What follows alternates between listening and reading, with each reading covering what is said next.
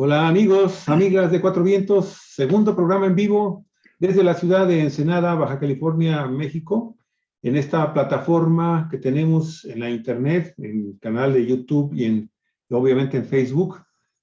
Bienvenidos al programa de hoy, viernes 18 de febrero de 2022, 1 de la tarde, con 50 minutos.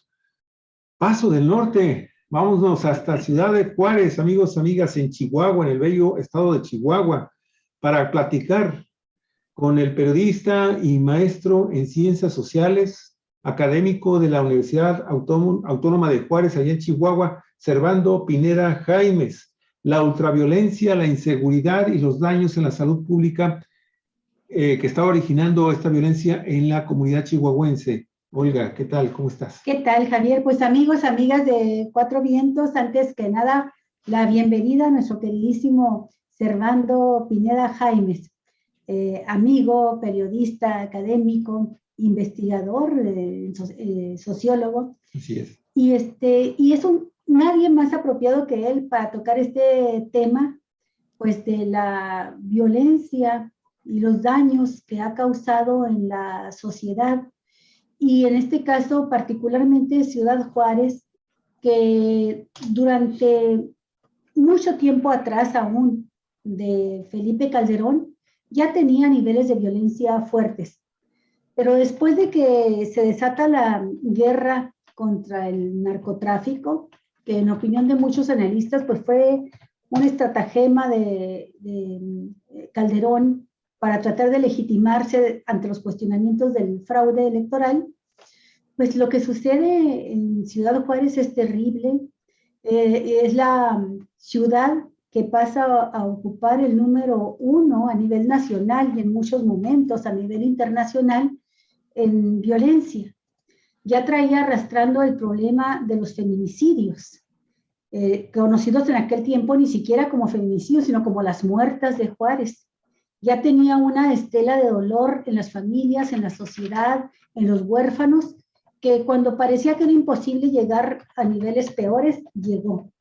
Y se calcula, corrígeme Servando si me equivoco, se calcula que tan solo en ese sexenio llegaron a 10,000 asesinatos en Ciudad Juárez. Todos sabemos que se hizo una fuerte movilización de policías federales y de militares hacia Ciudad Juárez, pero que en lugar de coadyuvar a resolver el problema, en muchos aspectos terminó agravándolo, porque hubo víctimas entonces de militares y de policías, y porque se comentaba ya entonces que había una tendencia a favorecer a uno de los dos grupos que estaban confrontando y causando estragos en la sociedad. Y me refiero a lo que conocíamos entonces como el Cártel de Juárez, que había estado encabezado durante mucho tiempo por Amado Carrillo, el Señor de los Cielos, y al Cártel de Sinaloa, que estaba disputándole la plaza al cártel local. Y eso que andaba prófugo, el Chapo Guzmán, y aún así tenía una fuerza determinante el Cártel de Sinaloa. Y esta confrontación entre cárteles, con una participación a veces dudosa de imparcialidad, sino al contrario, señalando que había cierta inclinación a favorecer a uno de ellos, provocó todavía mayores grados de violencia, violaciones sexuales, secuestros, desapariciones, ejecuciones extrajudiciales, homicidios al por mayor, homicidios dolosos, y toda esta violencia acumulada a través de tantos años, dicen especialistas. Yo recuerdo, disculpa Servando que no recuerdo ahorita el nombre de la investigación, pero me acuerdo que lo leí, eran investigadores de la Universidad Autónoma de Ciudad Juárez. Toda esta violencia provocó un daño moral, mental fuerte en la sociedad, en la salud mental, ¿verdad?, de la sociedad, y alarmaban y alertaban ya los académicos sobre la necesidad de que se estructurara un programa especial de apoyo a las víctimas por los daños que podían ser mayores con el paso del tiempo en cuanto a toda la fragilidad que dejó en niños, en parejas, en familias completas. Sucedió un caso que nos impactó mucho recientemente, en un enfrentamiento de una pareja dentro de su hogar. Ella era oficial, ¿verdad?, de la policía, el oficial de tránsito, se pelean, salen a relucir armas y terminan matándose. Todavía la investigación en un principio hablaba como si se hubiesen enfrentado los dos. La información más reciente es que al parecer que fue ella, conocida como Sandra nada más, quien disparó y terminan incluso matando a su hijita, una bebita de 6 meses. Esto es escalofriante, nos preocupó. No es el único caso impactante, ha habido muchos en el país, pero vamos a hablar de Juárez que fue el epicentro del dolor, como lo calificó en su momento el poeta, se me va el nombre, el poeta católico. Y tienes apagado tu micrófono, Cervantes. ¿Estabas hablando de este besucón? Sí, el de los besos. Ay, es mi tocayo, Javier, pero... Sicilia. Javier Sicilia, el epicentro del dolor, así lo determinó la ciudad de Juárez. El epicentro de los feminicidios se conoció en mucho tiempo.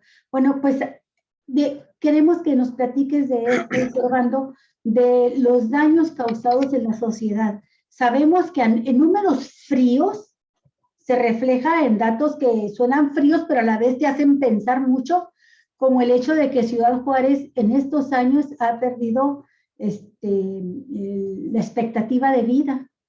Más de 2 años se acortó la expectativa de vida para los juarenses.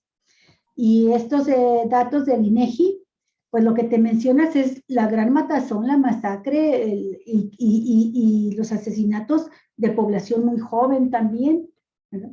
Hombres, y por supuesto también mujeres, pero muy jóvenes todos, y que incluso fue tan fuerte que provocó una disminución respecto a la expectativa de vida, la esperanza de vida que se tenía en el promedio nacional y que ya había alcanzado de Chihuahua, incluso en otro tiempo superando los promedios nacionales, pues se rezagó en esto y llegó a perder hasta 2 años, 2 años y medio, dicen las estadísticas de INEGI, que se perdieron por la violencia.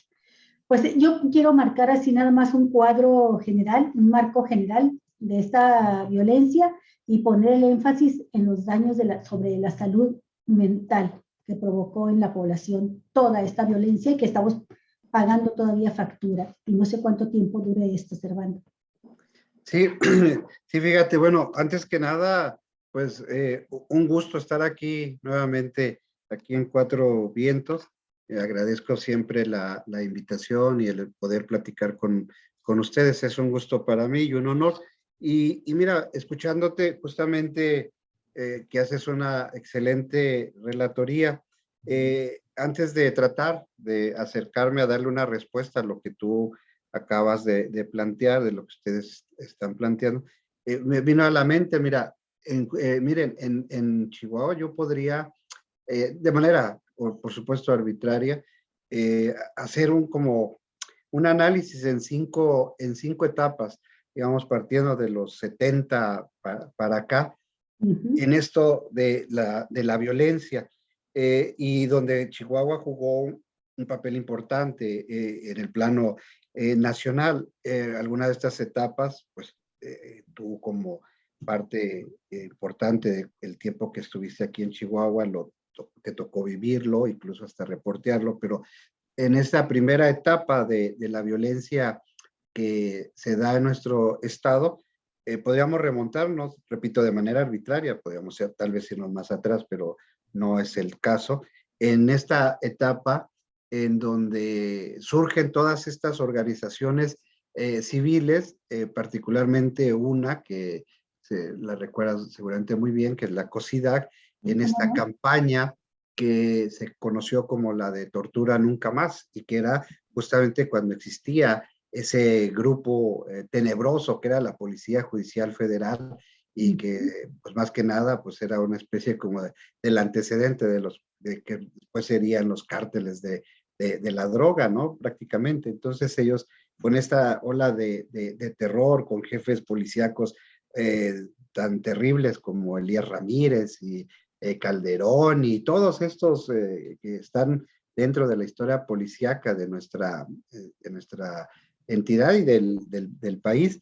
Y si tú recuerdas, era parte, o sea, siempre este es un proceso muy similar en donde las élites, los grupos de poder, el propio gobierno, se da una etapa de negación de que no existe, eso no pasa, y después al paso del tiempo resulta pues que sí, y producto de eso se hacen reconocimientos, de producto de esa gran lucha que se tuvo en esos tiempos, surgen las primeras leyes antitortura y todas estas cosas, y finalmente el reconocimiento de que pues hubo algo ahí. Un poquito más atrás pues nos remitimos a la Guerra Sucia y todo esto que es, en el caso de Chihuahua sería esta primera etapa de la tortura nunca más, del surgimiento de estas sociedades. Después viene aquí en la frontera lo que tú mencionas, como es lo de los crímenes contra mujeres, los feminicidios, que en un principio ciertamente, como tú lo mencionas, se tipifica como hasta despectivamente como las muertas de Juárez, y que se da pues un periodo más o menos como del 93 a 10 años después, aunque el problema persiste, pero en ese tiempo fue muy visible, surgen muchas organizaciones, bueno, se logra acuñar estos términos, se hace que aparezcan muchas leyes, muchos organismos y, bueno, una serie de situaciones derivados de este fenómeno social que es el asesinato de mujeres, y a la par, y ahí pues se da un incremento de lo que es el narcotráfico o esta disputa por las zonas, con una variación, estoy simplificando mucho, pero pues es en razón del tiempo, de que bueno, pues antes era México y concretamente Chihuahua, pues un tránsito de la droga hacia Estados Unidos, después producto de estos reacomodos y situaciones que se dan, pues la droga se empieza a quedar aquí en nuestro estado, particularmente aquí en nuestra ciudad, en Juárez, y esto produce pues otra reconfiguración muy fuerte dentro de los grupos criminales, dentro de la dinámica social que existe en nuestra ciudad, y que después viene con otra etapa que pues es la famosa guerra de Calderón, con los resultados que todos ya conocemos, particularmente aquí en nuestra ciudad, donde tú lo dices muy bien, o sea, en cuanto llega aquí el ejército, en cuanto se posesiona, pues los índices de violencia se disparan terriblemente en nuestra ciudad. Y bueno, hay muchas mediciones, pero sí, más o menos, digamos que esta guerra nos costó cerca de 10,000 muertos, o sea, lo que esto significa, familias acabadas, huérfanos, que es una cifra muy similar, que también ese es otro fenómeno que también ha sido un poco marginal en ese sentido, ¿no? Los huérfanos que dejó esta guerra, y que se les puso, ya tratando un poco de responder a la pregunta o al comentario inicial, se le puso no la atención que tal vez se hubiera deseado. Se creó un fondo que después, al paso de las administraciones, terminó por desaparecer, y ahora ya pues, prácticamente no se sabe nada de esto. Y ahora, digamos que esta cara de esta violencia, producto de todo esto que tratamos de narrar o de explicar, tiene una vertiente que pues sí mantiene la preocupación en lo que se conoce como la violencia familiar. O sea, ahí es donde se ha incrementado de manera hasta preocupante, ¿no? Los índices que tiene, digamos, su expresión, su culmen en esto que tú narras de esta tragedia que ha impactado, en donde pues una familia producto de estos desajustes familiares, terminan matándose, ¿no? Entre ellos, y también a su pequeño hijo, ¿no? Entonces, sí está esta situación. Justamente hoy, Javier, Olga, una de las organizaciones que aquí se dedica a dar seguimiento a este tipo de cosas es FICOSE, que es un fideicomiso que estudia los fenómenos de la violencia, pues da a conocer cómo, hago un paréntesis, a raíz del nuevo cambio de gobierno se implementó aquí un programa que digamos que es el símil de Todos Somos Juárez, de la época de Calderón. Acuérdense, aquí un programa muy similar que tiene como objetivo pues, a bajar los índices de violencia de la ciudad, no tan espectacular, obviamente no con tantos recursos y no con tanto impacto en la comunidad, pero bueno, de acuerdo, hicieron un reporte preliminar y al parecer han bajado la mayor parte de los índices delictivos, excepto el de la que se conoce como la violencia intrafamiliar. Esa se ha disparado aquí en nuestra ciudad y pues tiene que ver con todo esto que tú mencionas, ¿no? Y ahí sí coincido, bueno, el punto es el tema de lo que se conoce como, perdón, la salud mental, en donde todo la comunidad, bueno, es un tema que es de preocupación, de ocupación y que se debe atender. Se han hecho esfuerzos, se han hecho acciones para tratar de incidir en esta que sin duda será por muchos así ya también denominado como la otra pandemia, ¿no? El tema de la salud mental que se conjuga en el caso de Juárez con este periodo de violencia que vivimos y luego con este periodo de confinamiento que tenemos producto de la pandemia que vivimos, ¿no? Entonces, es una especie como de cóctel ahí peligroso y cuyos resultados pues se manifiestan de acuerdo a las estadísticas en esta elevación preocupante de los índices de violencia. En el caso específico, y pues ahí no quisiera acaparar mucho la palabra, pero por ejemplo aquí en la universidad, durante todos estos periodos, y tú también lo has citado, se hizo mucha investigación que sirvió de base para llevar a cabo proyectos, se llevaron a cabo también acciones que se buscó y creo que con buen resultado, tener impacto en la comunidad. Por ejemplo, la Universidad Autónoma de Ciudad Juárez durante este periodo creó un centro de atención psicológica que no solo tenía como objetivo dar servicio a la comunidad universitaria, sino está abierto al público con cantidades realmente módicas en cuanto a la atención de las consultas que se brindan. También ahí observamos cómo durante todo este periodo la licenciatura, por ejemplo, de psicología, se disparó, ¿no? Fue de las que más demanda tuvo.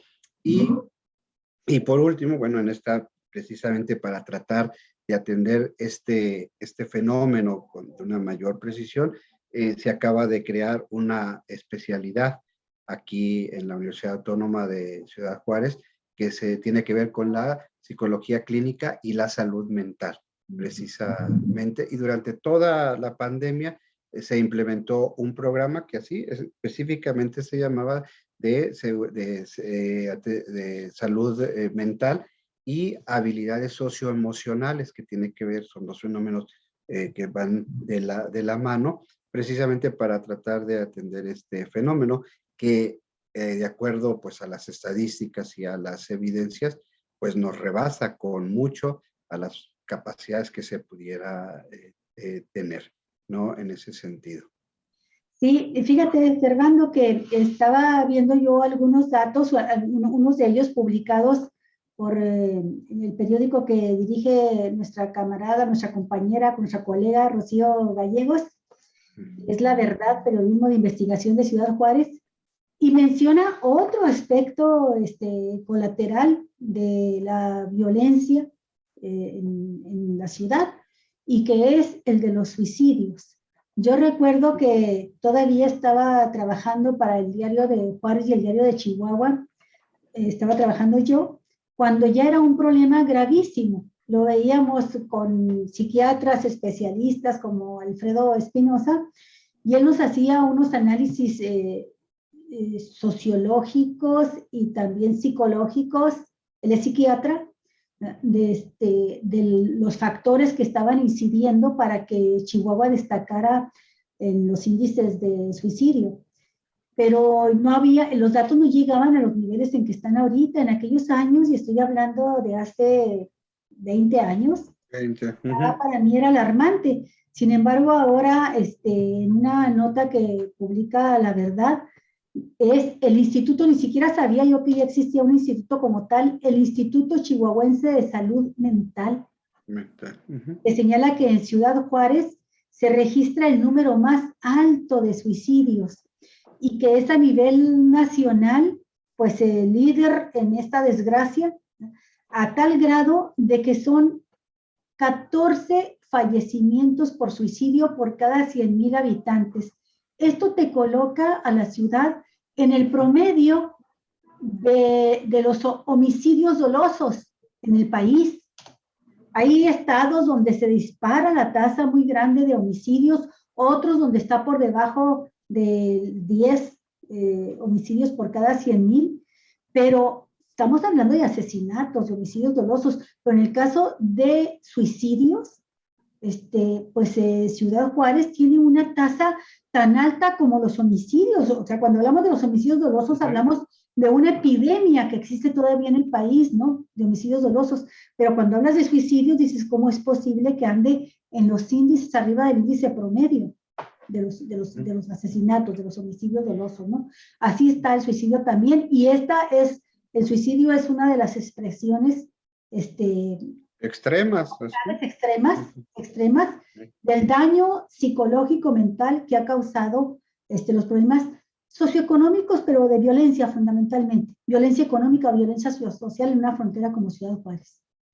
Sí, fíjate, qué bien que lo mencionas, por ejemplo, digo, es un problema muy, muy complejo, pero el tema del suicidio sí es algo preocupante. Por ejemplo, aquí en la universidad desde hace algún tiempo se establecen estudios para poder detectar, no tanto el poder que eso les impida ingresar a la universidad, sino simplemente poder detectar cuando hay una situación de alarma en ese sentido. Se hace entrevistas a los alumnos que pretenden ingresar a ciertas carreras y cuando se detectan estas señales se les da un seguimiento puntual de seguimiento psicológico, precisamente para evitar esta situación. No obstante, estas situaciones, por ejemplo, aquí hemos tenido varios casos de suicidios de alumnos, ¿no? Que como tú lo mencionas, pues son casos ya extremos en ese sentido. Es un problema y que tiene que ver con el manejo, bueno, entre otras cosas, con el manejo de las emociones. Por eso nosotros aquí en la institución, los programas que se han establecido tienen que ver con esto que mencioné, con el manejo de las habilidades socioemocionales, ¿no? Para poder tener las herramientas y los elementos para poder manejar situaciones, pues, de frustración, de sentimientos de diversas, ¿no? Que a veces los jóvenes principalmente no tienen las herramientas para poderlas manejar. Sobre todo este sentimiento de impotencia, de frustración ante la falta de oportunidades, esta tolerancia, en cierta manera a veces al fracaso, ¿no? De que decir, bueno, no siempre las cosas van a salir como uno las planea. Se ha Sí, convertido Javier. realmente el problema, mi estimado Servando, el tema de la superviolencia y el tema también de la inseguridad pública, no nada más en Juárez, sino en todo Chihuahua, en todo el país realmente, que pues esto, hasta donde yo he podido leer en los últimos 6, 8 meses, ha llamado la atención de especialistas en los temas de psicología de salud pública, y ya consideran que efectivamente México desde hace ya varios años está viviendo dentro de un contexto de pandemia de la violencia, de las enfermedades que en la sociedad se generan por el tema de la violencia descontrolada y, bueno, fundamentalmente el impacto que tiene en nuestras familias, en nuestra sociedad, los asesinatos, los delitos de alto impacto en general, que son un cúmulo de delitos que no han logrado ser hasta el momento del todo contenidos. Se habla desde la Presidencia de la República y de la Secretaría de Seguridad Ciudadana del Gobierno Federal, y hacen lo mismo o intentan hacer lo mismo los gobiernos estatales y municipales prácticamente de todo el país. No sé, a lo mejor tú ahorita nos platicas cuál es la visión que tienen en este momento, por ejemplo, las autoridades municipales de Tijuana, de Juárez, y el gobierno del estado. Pero la verdad es que casi todos siempre dicen, vamos reduciendo. Y ese es un efecto como tratando de darle el antídoto, ¿no? Ante la enfermedad social que tenemos los mexicanos en su conjunto, por ver secuestros, por extorsiones, por robos de todo tipo, por ese tema de los homicidios dolosos, que son tremendos, la trata de personas, el tema del narcotráfico y todas sus variantes en cuestión de crimen, que son alrededor de 60, 70 especialidades, estos grupos transnacionales que en realidad vemos que se han hecho esfuerzos por tratar de contenerlos, de combatirlos. Hace un día, 2 días, el secretario de la Defensa Nacional estaba diciendo que ya había desmantelamientos importantes en el Cártel Jalisco Nueva Generación, en algunos lugares donde ellos dominan, que también se han estado dividiendo, se han estado fragmentando, cosa que a mí la verdad me espanta mucho, porque el hecho de que se fragmenten significa que también la sociedad va a tener que sufrir el embate de las guerras entre estos grupos para apoderarse finalmente de las plazas y contra los que eran anteriormente sus colegas, sus amigos, sus aliados. Y entonces vivimos en una psicosis, mi estimado Servando, de la cual, mira, yo salí muy dañado hace aproximadamente, mentalmente, y te lo digo, o sea, hace unos meses me tocó vivir muy de cerca de las situaciones de alto riesgo con vecinos, no aquí en el lugar donde actualmente estamos viviendo Olga y tu servidor, sino en otro lugar, aquí mismo en la ciudad de Ensenada. Y cuando conoces la forma en cómo operan estas redes de delincuencia, dices, caray, te das cuenta de que hay una enorme cantidad de ciudadanos y ciudadanas involucradas ya con estas redes de delincuencia que van desde simples asaltos a casas habitación, hasta pues los temas más gruesísimos que vienen siendo tortura, derecho de piso, asesinatos entre las bandas delincuenciales, la muerte de gente que no tiene nada que ver y sin embargo queda en medio, o porque alguien se equivocó y fue y mató.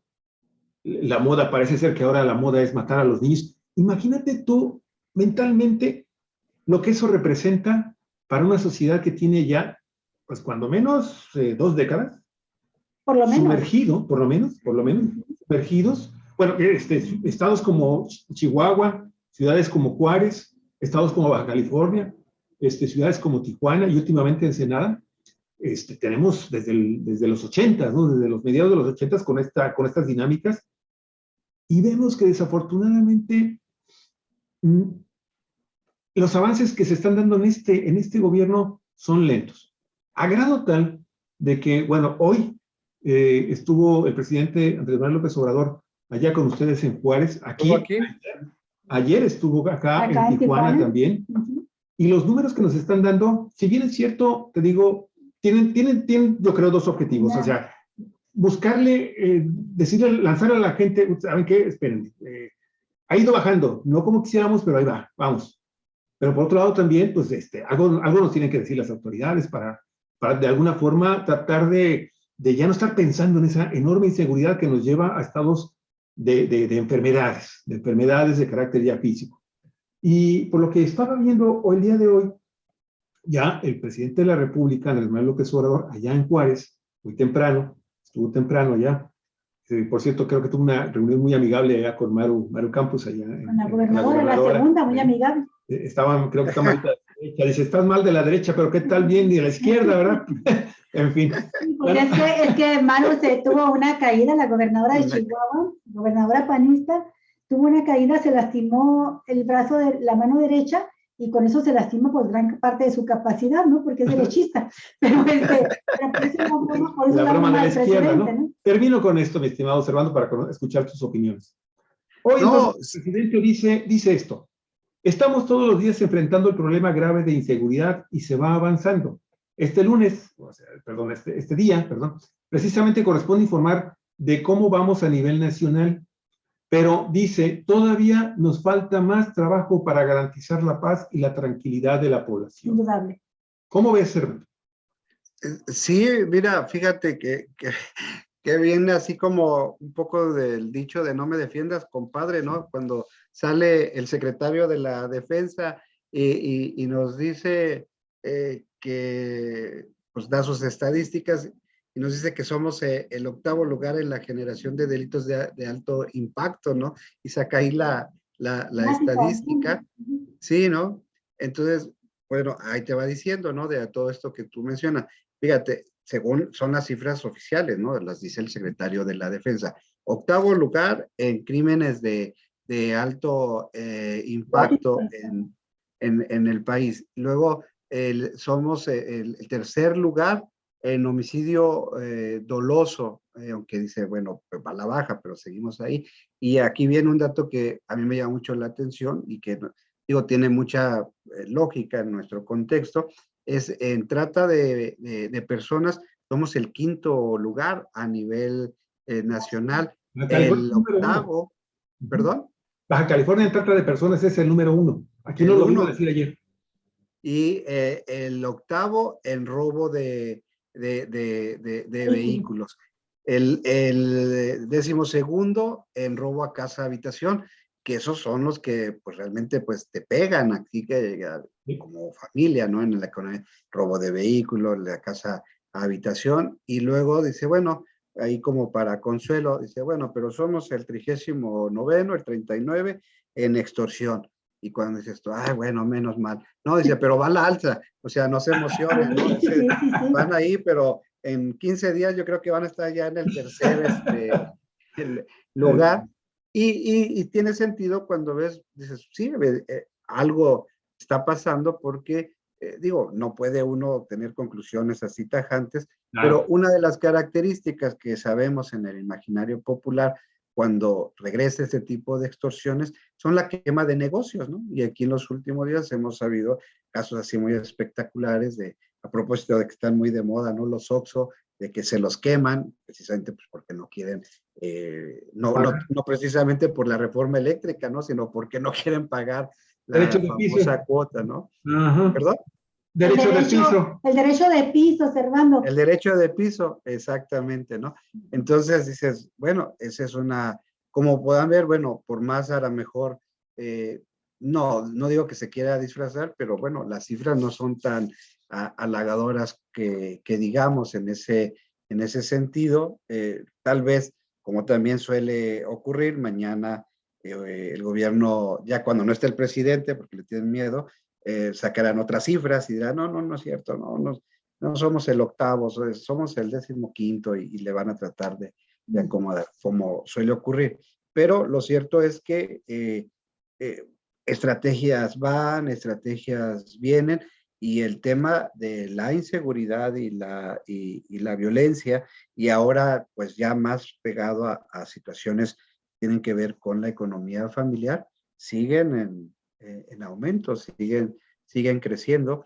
Y ya, pues yo lo he mencionado aquí muchas veces, todas las oportunidades que me han dado, pues de el ancestral rezago que tiene nuestra ciudad en materia de infraestructura urbana, de educación, de algo, sí, a propósito de lo que mencionaba Olga al inicio, hace muchos años, como en el 2006 o por ahí, 2007, se hizo una investigación aquí coordinada, cuando digo aquí es en Juárez, que se hizo en la Universidad Autónoma de Ciudad Juárez, donde participaron muchos académicos de aquí, pero que coordinaba un investigador que tú conoces bien, Olga, creo, Hugo Almada y Clara Júsima.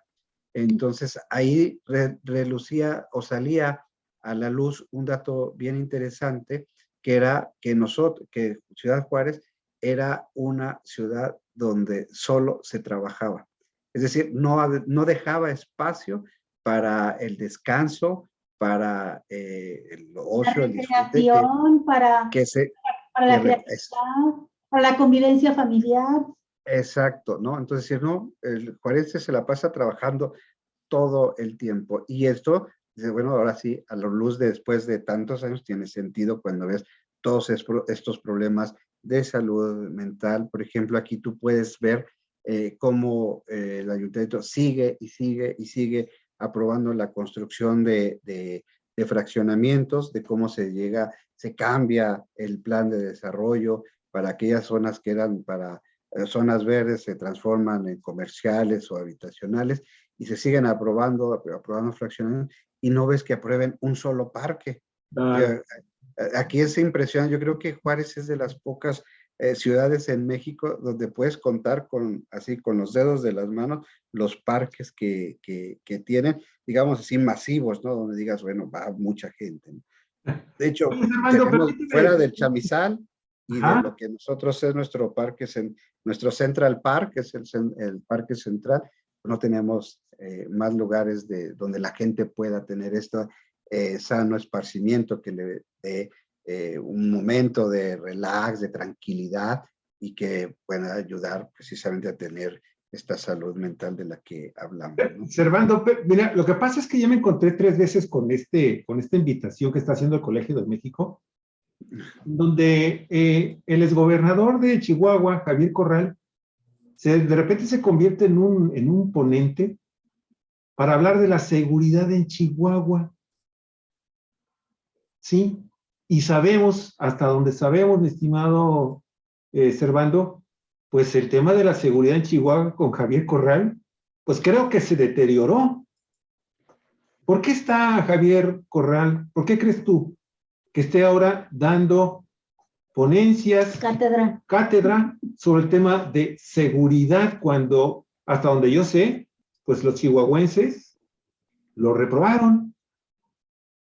Bueno, yo honestamente ahí no tendría con claridad la respuesta, pero lo que sí tengo claro es de que no hay que olvidar que el exgobernador Corral tenía una fuerte presencia, digamos, mediática y de buen impacto a nivel nacional, no tanto a nivel local. O sea, a nivel local pues era otra cosa, pero todo este antecedente que él tuvo como legislador y los movimientos en donde anduvo, le permitieron tener como una muy buena presencia a nivel nacional, y que a pesar de lo que pasó durante su gubernatura, me parece que la mantiene, o más o menos por eso es que sigue teniendo esa presencia, digamos, nacional en ese sentido.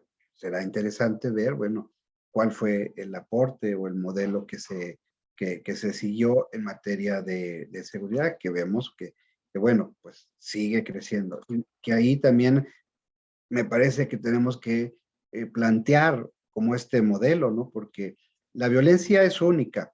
Sin embargo, nosotros estructuralmente todavía estamos entrampados con que, pues que si lo mataron con esta pistolita es del nivel federal. Si lo mataron de esta forma, pues es del estatal.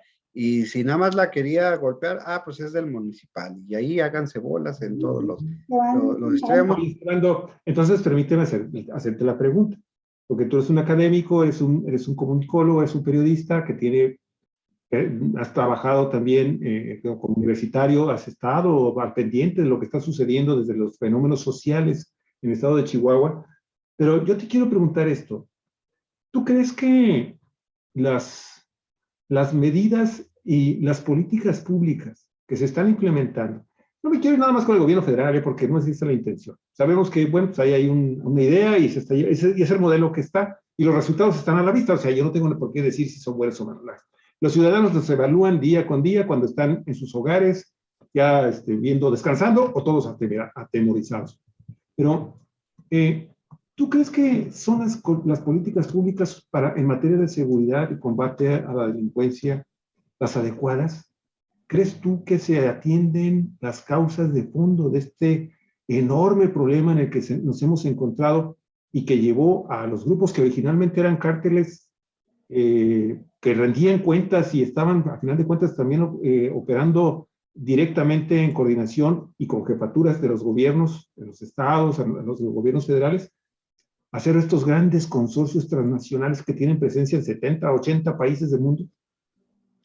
Sí, mira, bueno, yo propiamente, digamos, no soy un especialista en el tema, pero lo que sí te puedo decir es, y yo lo he mencionado desde hace mucho tiempo, tú no puedes plantear ninguna política pública en ese sentido cuando, por ejemplo, el punto central de ese eje no lo atacas. ¿Y cuál es ese? Desde mi punto de vista, es el de la impunidad. O sea, seguimos teniendo un país con altas tasas de impunidad. O sea, tú puedes revisar cualquier estadística de cualquier organización y los niveles de impunidad en este país rondan del 90 al 97%. O sea, aquí puedes hacer, dicho así coloquialmente, lo que se te pegue la gana con la certeza de que no te va a pasar absolutamente nada, ¿no? O sea, no se castigan los delitos. Entonces, tú puedes meter todas las políticas, todas las policías que quieran y pues al final de cuentas los mensajes y las acciones que concluya todo eso van a quedar simplemente en nada, ¿no? O sea, no hay ese todavía, ese entramado incluso jurídico para poder acabar con este tema, ¿no? De cómo castigar los delitos, que verdaderamente se castiguen los delitos aquí. Y cuando digo de los delitos, me refiero a todos, ¿no? Desde el que se roba un carro hasta el que comete los delitos de cuello, de cuello blanco, ¿no? En ese sentido, ¿no? Y repito, aquí, por ejemplo, y en todo el país, yo digo, pues, estoy aquí en Juárez, pero de repente tú sales aquí a las calles y está lleno de soldados, la Guardia Nacional, la Policía Municipal, las fuerzas estatales, por todos lados ves, o sea, si tú te guías por eso, dices, bueno, o estás en un estado de sitio, o dices, o qué seguro me siento, ¿verdad? Porque aquí hay mucha policía, y de repente, pues al día siguiente tú abres un periódico, escuchas la radio, escuchas la televisión, y ves muertos por todos lados. Entonces, ¿qué es lo que algo está fallando, no? Algo está, porque los programas no se están llevando, no están teniendo la efectividad que deberían tener en ese sentido. Pero repito, yo creo que uno de los grandes temas o de la agenda pendiente es el alto grado de impunidad que aún todavía tenemos en nuestro país. A nivel, digamos, federal, mediáticamente, si tú lo quieres ver así, pues ese es el gran problema que tiene, ¿no? O sea, a ver, realmente así, por ejemplo, un caso emblemático, Lozoya, ¿no? Dices, bueno, ¿qué ha pasado con todas esas, se supone, tropelías que él quería demostrar o que dijo que se hicieron? Pues nada más quedó en lo mediático, ¿no? O Él es sea, el único realmente. culpable. Y al final, bueno, dice, no, todo quedó nada más con él. Pues ni vimos a Peña Nieto, ni vimos a Videgaray, ni vimos a nadie, ¿no? Entonces, esa estructura lo trasladas a lo micro y entonces ahí está el resultado.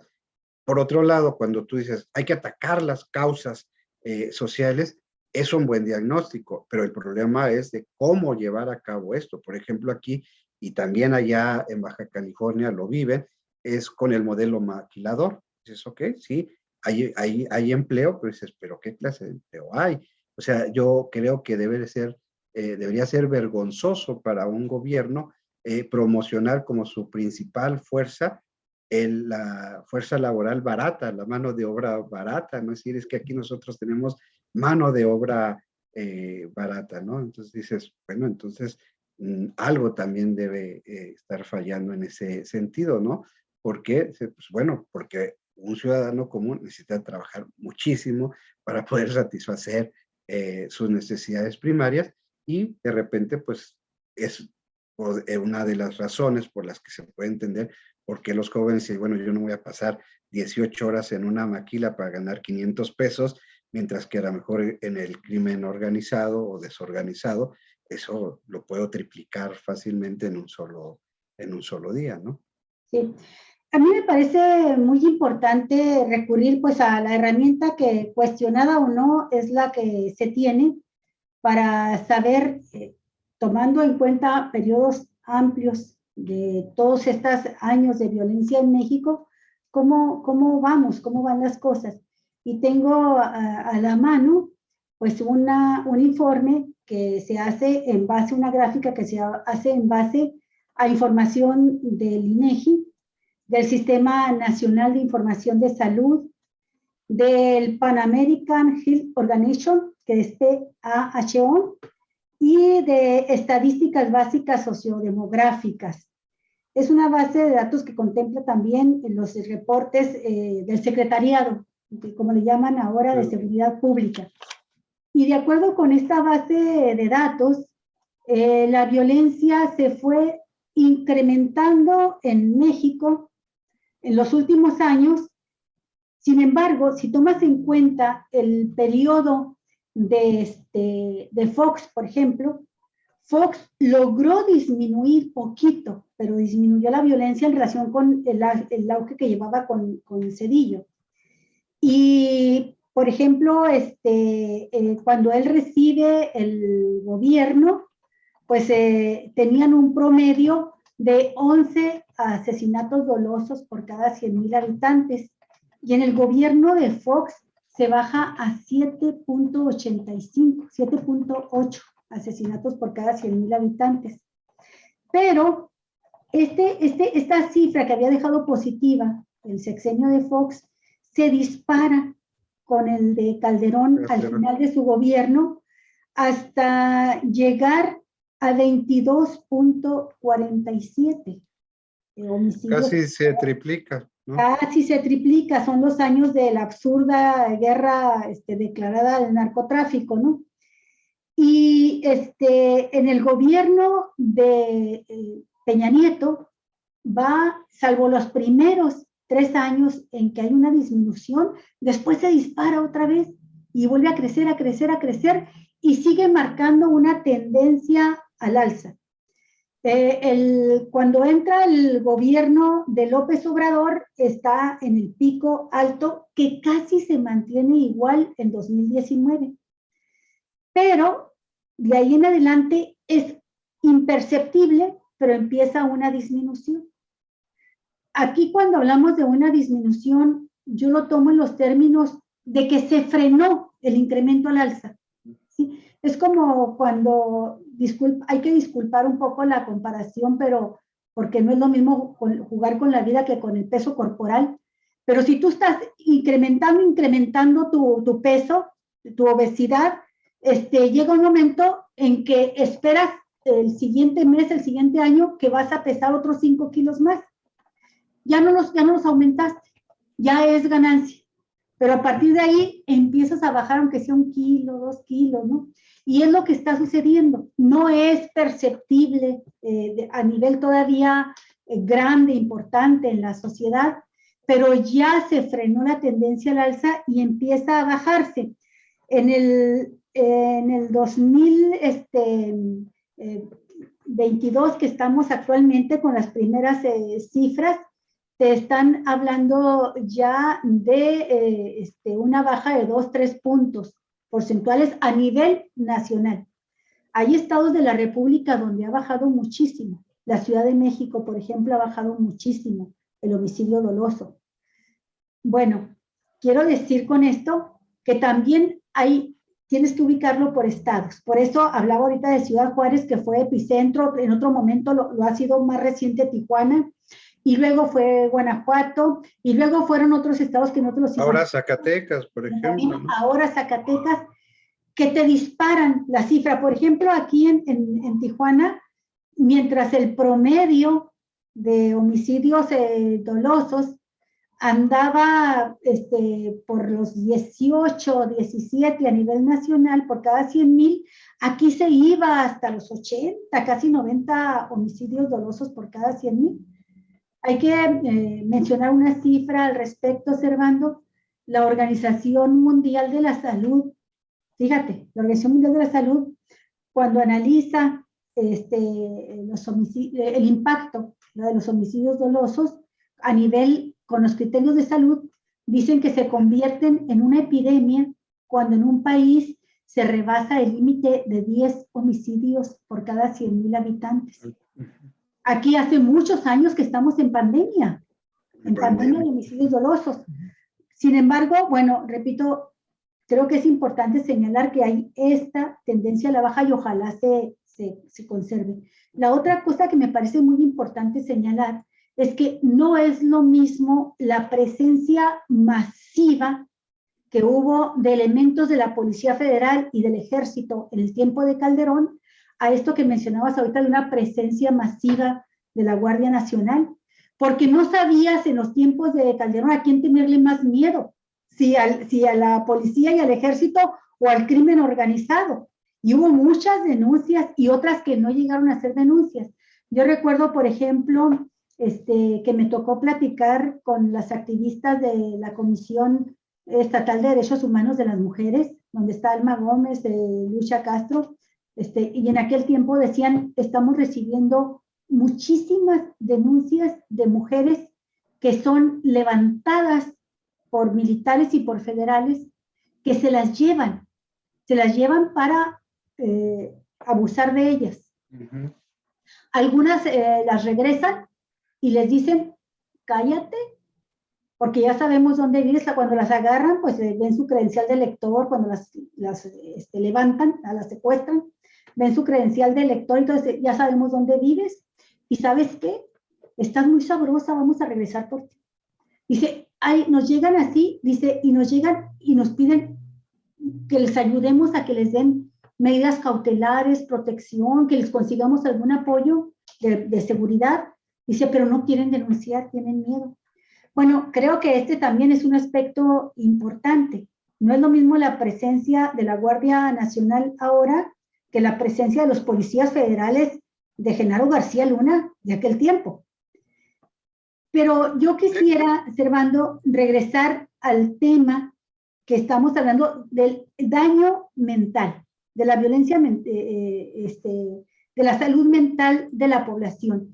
Y quiero regresar a ese tema porque sí fueron ustedes, la Universidad Autónoma de Ciudad Juárez, efectivamente Hugo Almada y un grupo interdisciplinario participó en todo un estudio, una investigación que se hizo al respecto, pero no fueron los únicos, estaba también el Colegio de la Frontera Norte. Y recuerdo que entre las cosas que concluyen, ahorita más de rato te doy el nombre de la investigadora y del título de la investigación, porque ya lo tenía a la mano, pero lo acabo de perder. Pero la conclusión que ellos sacaban es que el daño que se estaba causando a la sociedad en salud mental iba a provocar mayor violencia. Esto que estamos viendo, suicidios, asesinatos, ya no que lo puedes ubicar en la esfera del crimen organizado nada más, sino en esto que tú dijiste que se ha disparado, la violencia familiar, ¿sí? La violencia familiar, pero extrema también, llevada al grado como el caso con el que empezamos, de una pareja que se agarra a balazos o saca ahí la pistola y matan hasta su bebé de 6 meses, o la violencia que termina con los resultados de feminicidios, y que esa violencia advertían que se iba a disparar. Fíjate, ya ahorita dices tú, el secretario de Seguridad, perdón, de la Sedena, Luis Crescencio Sandoval, habla de cómo ha ido disminuyendo poco a poco los homicidios dolosos y otros crímenes de alto impacto, pero sube la violencia familiar. Esta era la que estaban advirtiendo que iba a suceder. ¿Y sabes qué, Servando? También advertían que ellos habían calculado que iba a suceder en un periodo de unos 12 a 15 años, pero les sucedió más rápido de lo que estaban pensando. Fue parte, ellos tienen una metodología y presentan todo el estudio para decir, es más alarmante de lo que creíamos. Pensábamos que iba a ser en 12, 15 años cuando los niños y adolescentes llegaran a edades mayores y delinquieran, y se casaran y se reflejara en el seno familiar la violencia. Pero empezaron a suceder actos de violencia sexual y abuso sexual de niños casi adolescentes contra otros niños y niñas. y de homicidio. De hecho, perdón que te interrumpe, pero casos incluso extremos y dramáticos, no sé si ustedes recuerdan, se enteraron, en la ciudad de Chihuahua, ahí en San Guillermo, muy cerca de Chihuahua, donde un grupo de niños ¿Sí? asesinó a Estaban a otro jugando niño. al secuestro, que eran estaban jugando, fíjate los juegos, estaban Ujú. jugando a que eran un grupo de secuestradores que De secuestraban a un niño. secuestradores y torturaron al niño, después lo echaron a la boca ahí de una mina abandonada. Lo sepultaron boca abajo, le pusieron una piedra encima y era una casa de estas colonias que se construyeron lejísimos, que favorecieron nada más a las inmobiliarias, que dejaron en situación más vulnerable a las familias, porque se construyeron muy lejos de la ciudad, con problemas carísimos, o sea, le encarecieron la vida para el traslado, le encarecieron los tiempos en que las madres se tienen que ir a trabajar y tan solo en el traslado pierden tanto tiempo que están menos tiempo del que se requiere mínimo para estar con sus hijos, y eran niños que estaban creciendo solos porque Sí. mamá y papá tienen que trabajar. Este caso sí lo recuerdo muy bien. Cristo Sí. se llamaba el niño, la víctima. Cristo. Así es. Y Bueno, efectivamente, como tú dices, perdón, rápidamente y nada más como acotación, Van fue, 2:50, ¿eh? Las 2 de la sí, tarde con 50. Bueno, 3:50 para ti. fue una de los focos que se prendían cuando decían, bueno, todos estos, que incluso así se les llevó los hijos, los niños de la violencia, que en aquel tiempo pues eran niños, pero hoy soy jóvenes, y que ya se advertía, decir, bueno, ¿qué va a pasar cuando ellos sean mayores? En muchos había gran resentimiento de producto de estos estudios, las entrevistas que se hicieron, ellos su ideal era poder ser grandes, ser mayores de edad, para vengar a su padre, vengar a su madre, a su hermana, o sea, la violencia que hayan vivido, y se advertía, es decir, que había ahí una necesidad de establecer planes, programas para poder atender esta situación de estos niños, que hoy ya muchos de ellos incluso son hasta padres de familia, porque también es una realidad. Pues ahora se casan a veces muy ahora son jóvenes y eso, ¿no? hijos de los hijos de la violencia. Exactamente, ¿no? Fíjate, se llama, no sé si tú conoces a la catedrática María Leiner de la Cabada, de la Sí, Universidad de Mary Santiago. Leiner, es Leiner. María Leiner. Sí, ella fue la que escribió un libro de 2 tomos, Niñez en Riesgo, el impacto de la violencia en Ciudad Juárez.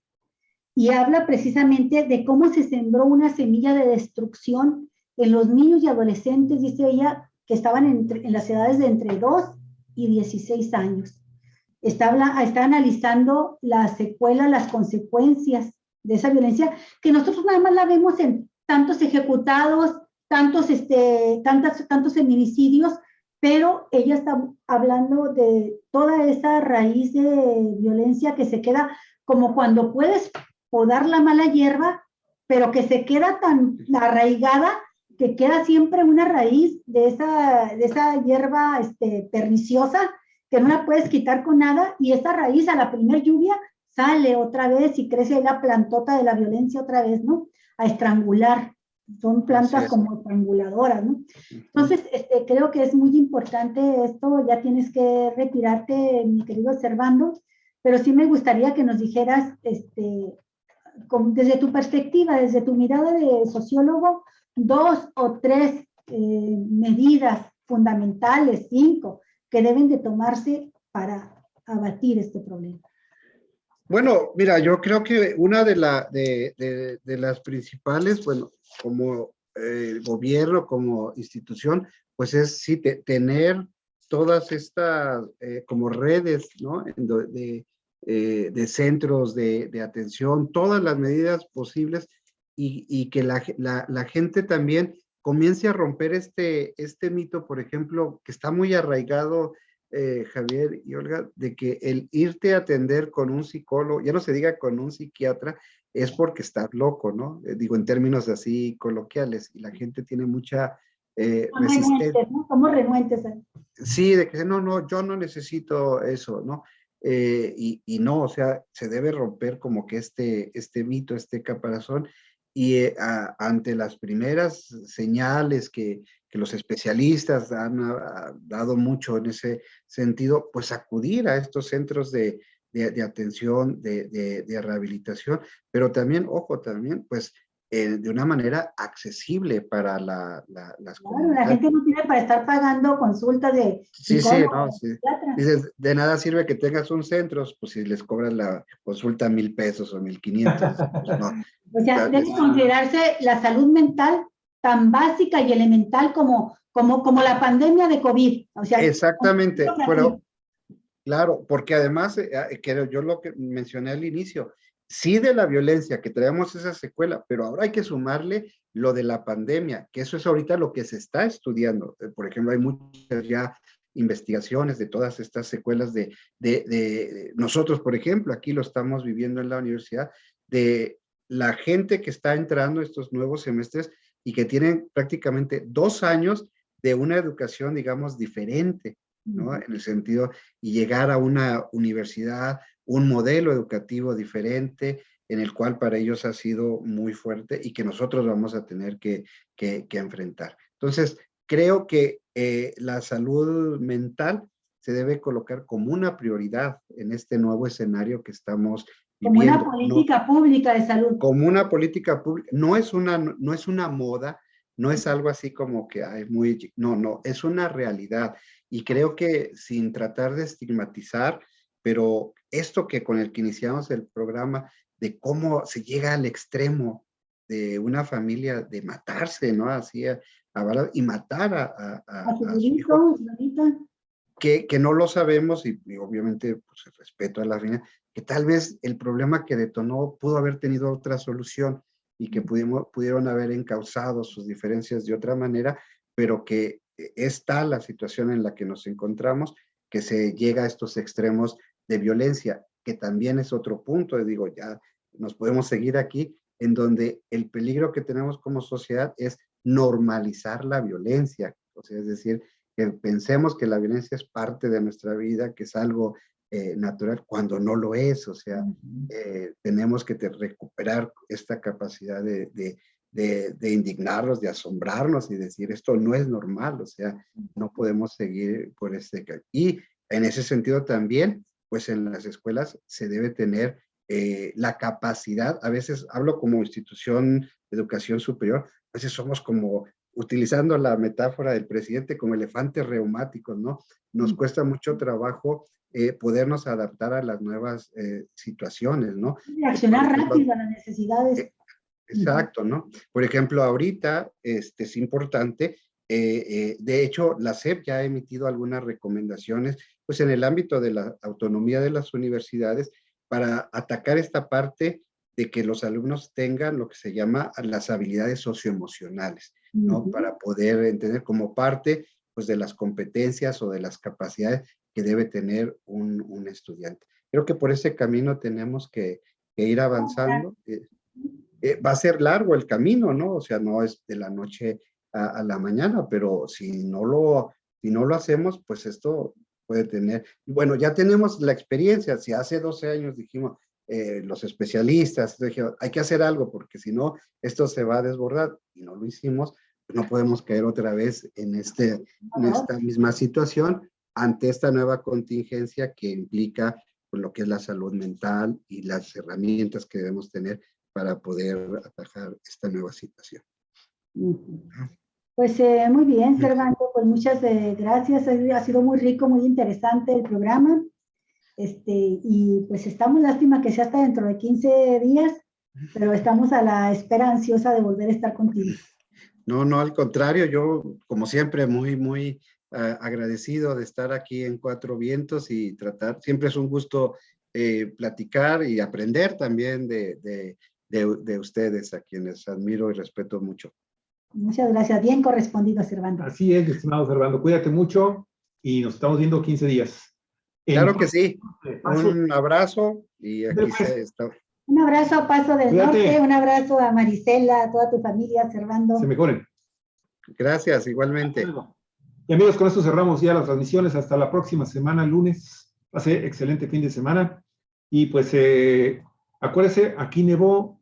Puede usted, a partir de mañana creo que se abre de nueva cuenta el acceso para la parte alta de la Sierra de San Pedro Mártir.